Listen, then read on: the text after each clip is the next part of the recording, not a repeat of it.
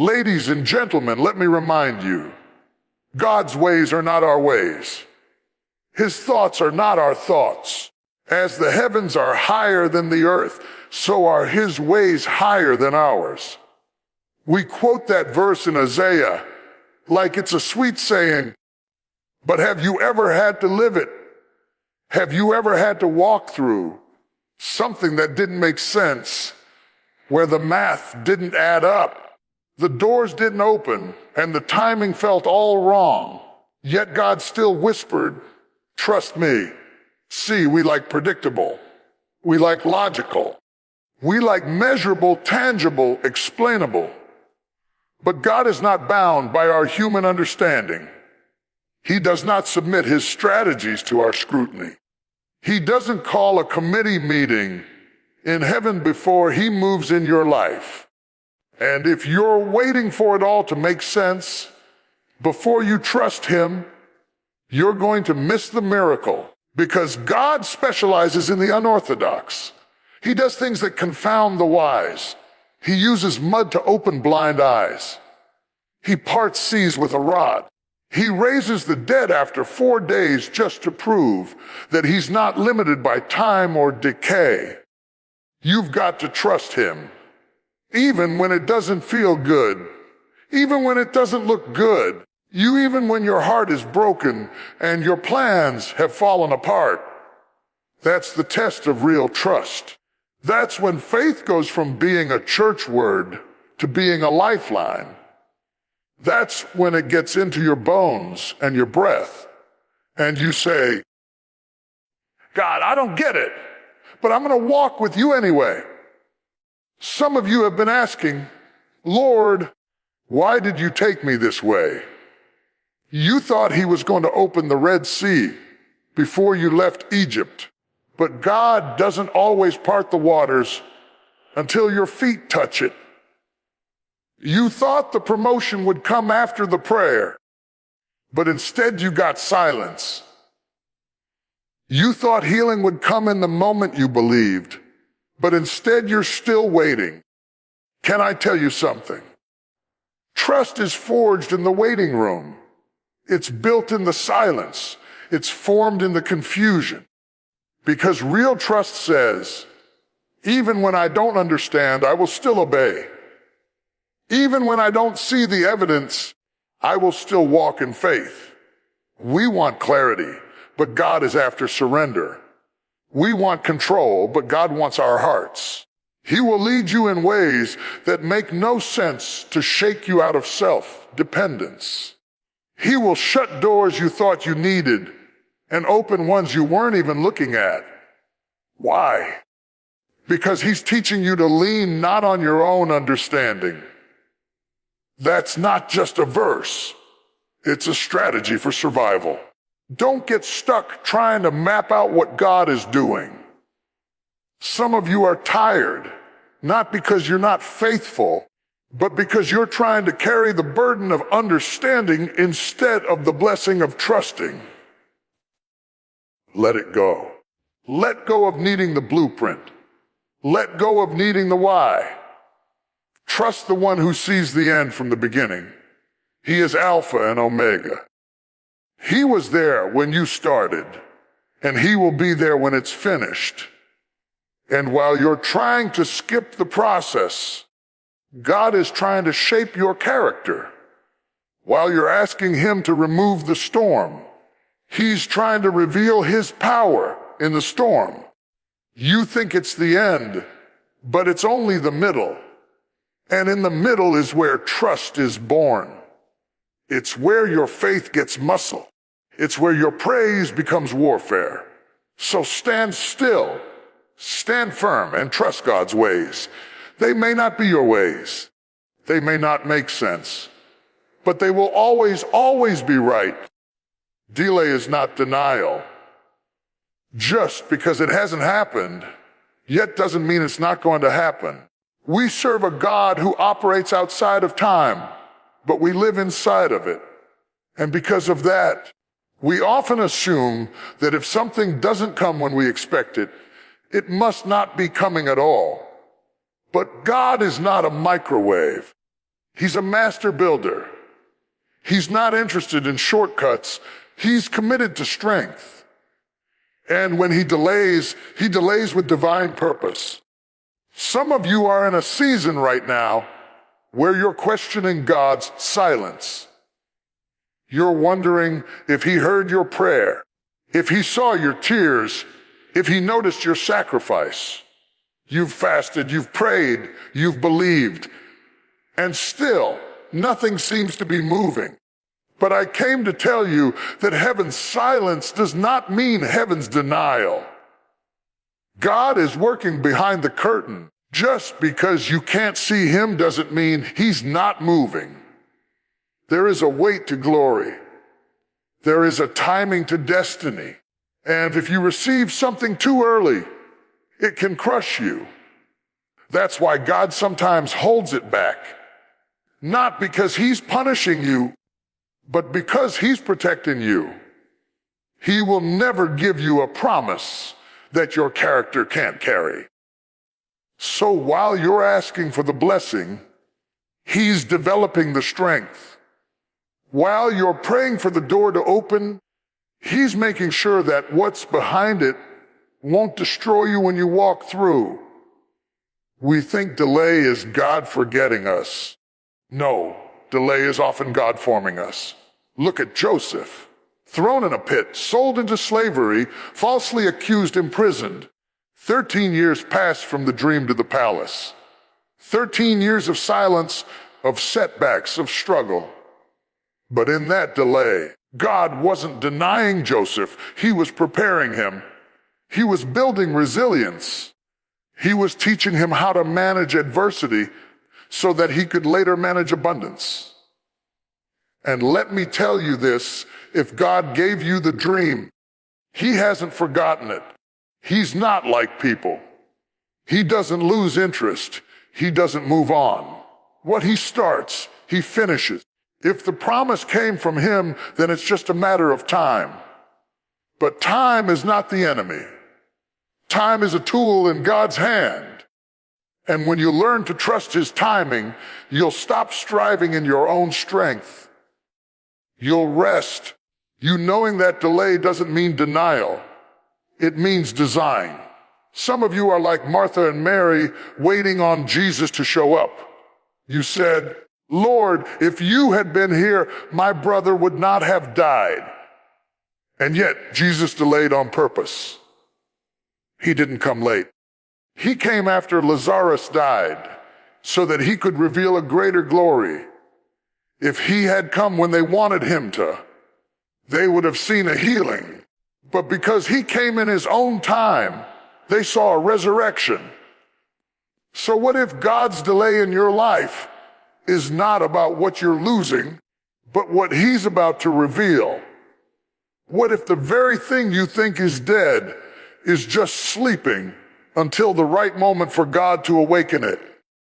Don't bury what God is planning to resurrect. Don't walk away from the place of promise just because the clock doesn't match your expectation.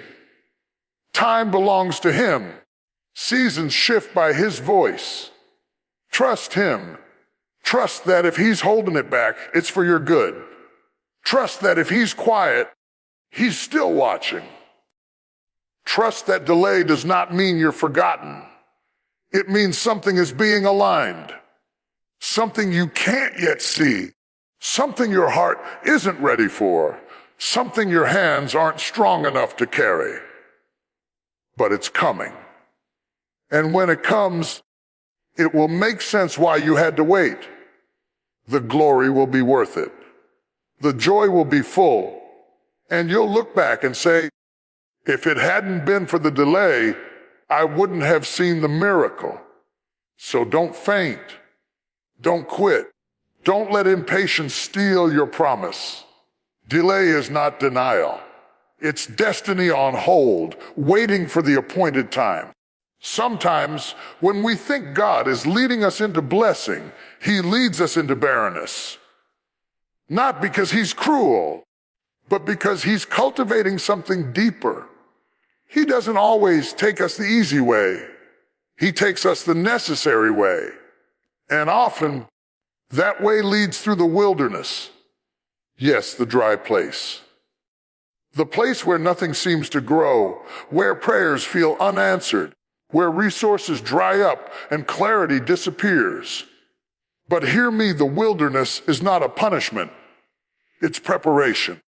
God led the children of Israel out of Egypt, not straight into the promised land, but through the wilderness. He could have taken them a shorter route, but he didn't. Why? Because while they were free from Pharaoh, they were still slaves in their minds. God had to take them through the wilderness to break what Egypt had built in them. He had to transform them from a people who survived under oppression into a people who could stand in promise. You may feel lost right now, like the path you're on has led you further from the promise rather than closer to it. But don't mistake God's process for his absence. The wilderness is where he teaches you to trust him when there's no manna yet, no signs yet, no direction yet.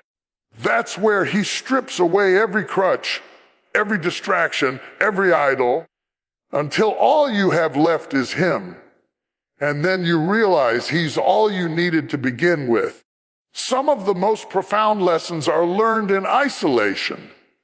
Some of the deepest growth happens in obscurity. In the wilderness, you're not being abandoned. You're being refined. It's where your heart is tested, your faith is stretched, and your obedience becomes pure. Because in the wilderness, you don't serve God for what he gives. You serve him for who he is. God will allow the wilderness to burn off the fluff, to show you what you really believe. It's easy to shout when the promise is in view. But can you trust when it's nowhere in sight? Can you worship when you're thirsty? Can you walk when your feet are tired? Can you obey when you don't feel anything? Because that's where trust is built. Not on the mountaintop, but in the valley. Not in abundance, but in lack. Even Jesus had a wilderness. Before the miracles, before the ministry, the Spirit led him into the wilderness to be tested. If the Son of God had to go through the wilderness, who are we to expect the shortcut? There's something sacred about the season where it's just you and God. No spotlight, no crowd, just surrender. You might feel like nothing is happening in your life, like everything's on pause. But God is doing more in your wilderness than you know. He's preparing your spirit for what your eyes can't yet see. He's building endurance, sharpening discernment, and teaching you to move with his voice, not your impulse. Because the wilderness teaches you to follow cloud by day and fire by night. It teaches you dependence, not on your gift, not on your connections, but on his provision alone. Don't despise the dry season. Don't rush to escape it. Let it do its work. Let it purify your motives. Let it deepen your roots. Because when God brings you out, you'll come out with more than a testimony. You'll come out with authority. The kind of authority that doesn't just shout about faith, but walks it, breathes it, lives it. This journey isn't just about the destination. It's about who you become along the way. The wilderness may feel lonely, but it's holy ground. It's where the noise stops and the voice of God becomes clear. So don't fear it. Embrace it. God is not trying to hurt you. He's trying to prepare you. And if you can trust him in the wilderness, you'll be ready to walk in the promise. We walk by faith, not by sight. That sounds beautiful until you're the one walking and you can't see where your next step is going to land. Until the lights go out, the doors stay shut, and everything familiar disappears. That's when you discover that faith isn't just a concept. It's a lifestyle.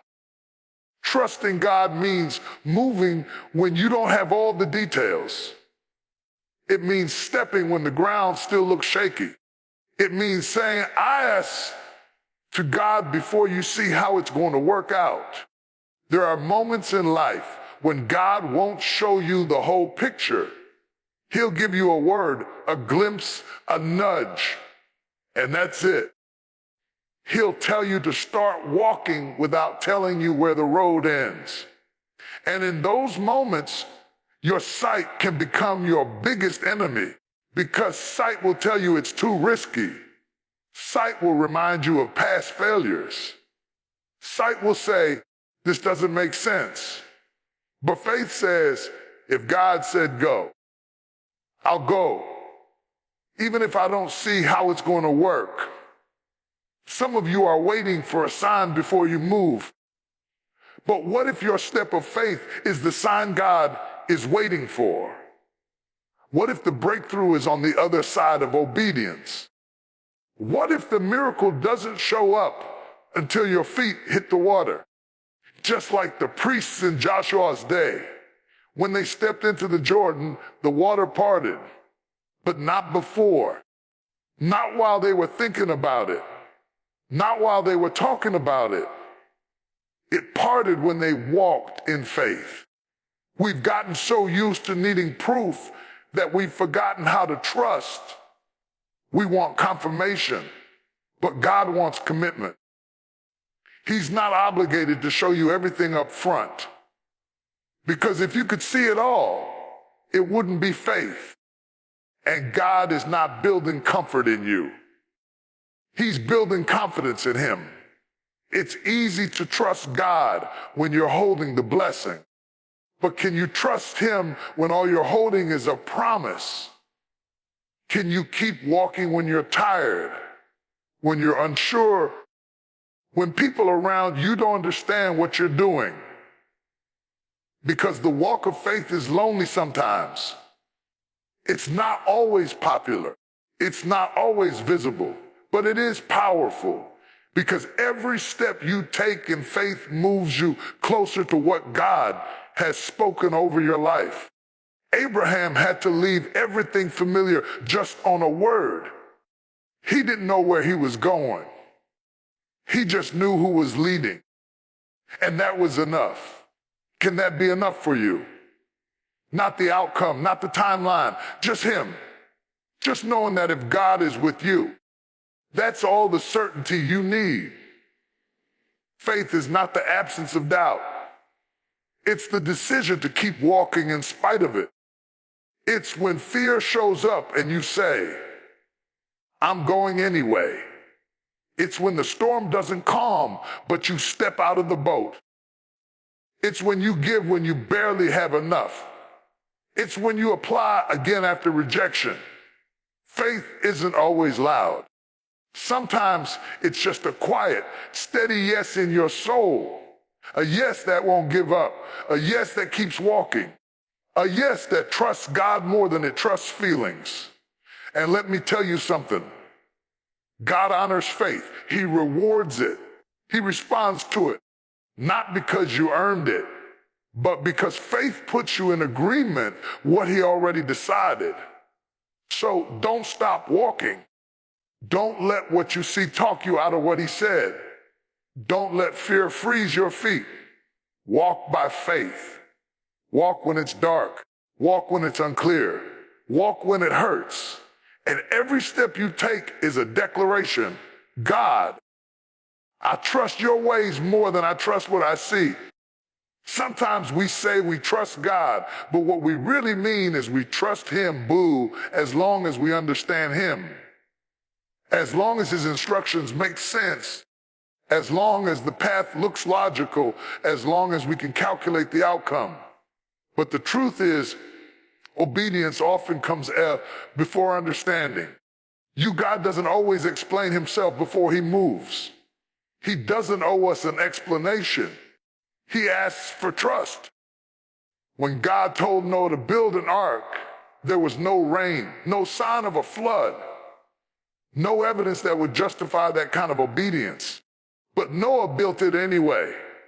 Why? Because he trusted the voice more than the weather. He trusted what God said more than what he saw.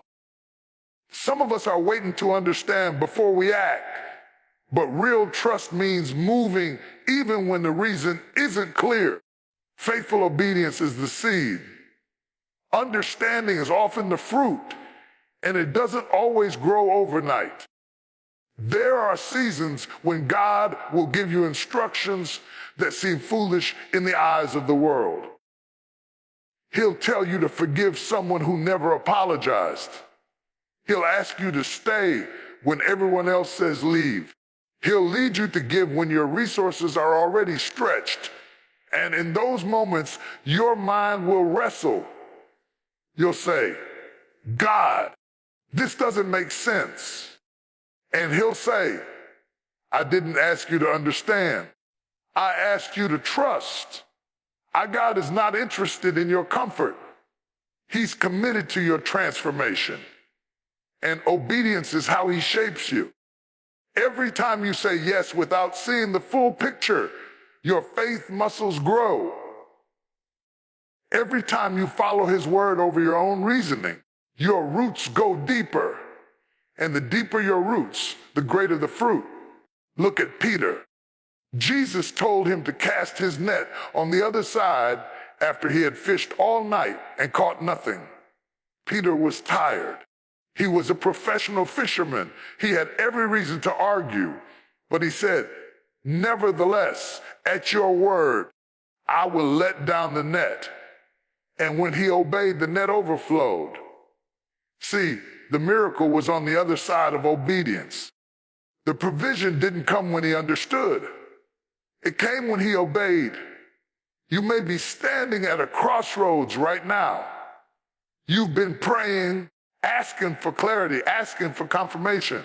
But God is saying, I already gave you a word. Now walk it out.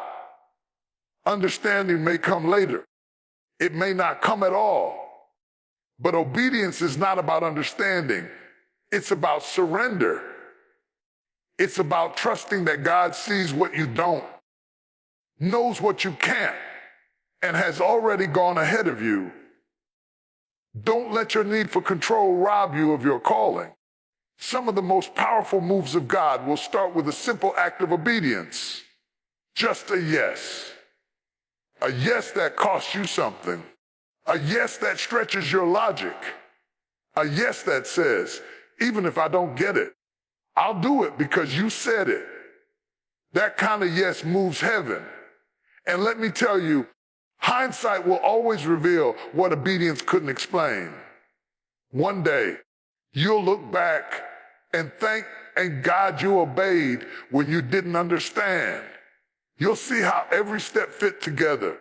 You'll see how his hand was in it all along. But that vision comes later. For now, you obey. Obedience is not weakness. It's the highest form of worship. It says, God, I trust you more than I trust me. I trust your ways more than my reasoning. I choose your voice over my logic. That's real faith. That's mature trust. And when you obey like that, even in the dark, even in the unknown, you give God room to do the miraculous. So don't wait for it all to make sense. Just say yes. Move forward. Walk it out. Because the blessing is on the other side of obedience. And God is too wise to mislead you. Sometimes trusting God's ways means releasing the outcome completely into his hands.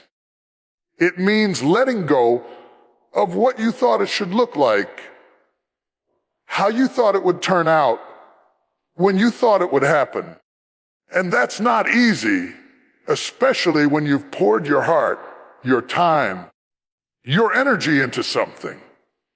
When you've prayed until your voice went hoarse, and still it didn't unfold the way you hoped. But there comes a moment in every believer's life where you must choose surrender over certainty.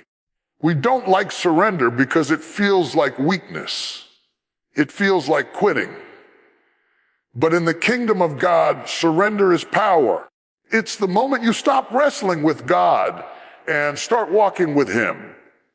It's the moment you say, not my will, but yours be done. And that's not a passive phrase. It's a powerful declaration of trust. You may not understand the path, but you can trust the one who made it. He sees what you can't. He knows what's ahead. And while you're trying to hold everything together, God is asking you to place it in his hands. Not just the good parts, the messy parts too. The broken dreams, the closed doors, the silent seasons. That's what real trust looks like, not just celebrating the victory, but surrendering the uncertainty. Some of us are so focused on the outcome that we've forgotten who we're walking with. We're trying to fix it, force it, figure it out. And God is saying, will you trust me enough to let go? Let go of the timeline. Let go of the plan. Let go of the pressure. Because what God wants to build in you is not dependent on perfect conditions. It's rooted in total dependence. Jesus modeled this on the cross. He didn't just endure the suffering. He surrendered to the Father's will. He said, into your hands I commit my spirit. That's what trust looks like at the highest level. Not when everything's going right, but when everything's going wrong and you still say, God, I trust you with the outcome. You might be praying for something that hasn't happened yet. You might be grieving a door that God closed. You might be asking why it turned out the way it did. But can I remind you that surrender doesn't mean you failed. It means you're free. Free from the need to control everything. Free from the burden of outcomes. Free to walk in peace knowing that God is still writing the story. And trust me, he writes better endings than we do. What you thought was rejection was actually redirection. What felt like loss was actually God making room. What looked like the end was simply a turning point. But you only see that when you let go of the pen and stop trying to author what only God can finish. You don't have to understand everything to trust God in everything. You just have to be willing to release it. That relationship, that job, that plan, that timeline, whatever it is that you've been gripping with both hands, release it. Because as long as your hands are full, God can't place anything new in them. And when you release the outcome, you create space for peace. You make room for God to do what only he can do. You give yourself permission to rest, not because you've figured it out, but because you've surrendered it. And that kind of rest is sacred. That kind of rest is a weapon. It says, God is in control, and I don't have to be. So today, let go. Not because you've given up, but because you've chosen to trust. Trust that he's working even when you can't see it. Trust that he's good even when it doesn't feel like it. Trust that his ways are higher, deeper, and always right. Because when you truly trust God's ways, surrender becomes strength, and the outcome becomes his responsibility, not yours.